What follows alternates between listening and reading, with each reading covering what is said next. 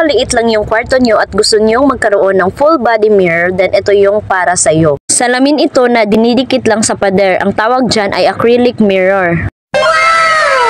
Hi guys, for today's video isamahan nyo kami mag-unbox nitong aming in-order sa online. Kasama ang batang makulit.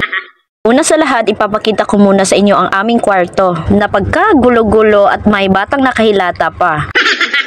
At dito ko nga ididikit siya sa may gilid ng orokan. At tara, samahan nyo kaming magbukas with voiceover ng anak ko.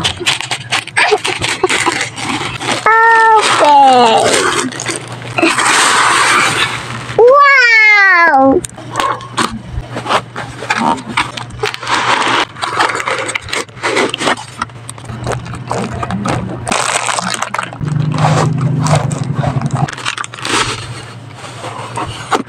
Ito yung viral na mirror na hindi daw nababasag. Natatakot ako umorder, baka parang laruan lang ang pagkasalamin niya.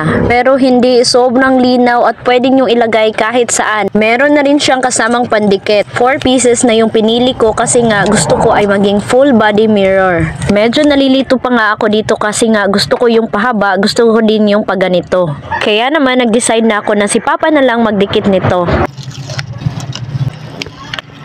At ang gusto niya ay yung pahaba, full body mirror. Sobrang dikit nito mga mi, hindi siya basta-basta natatanggal.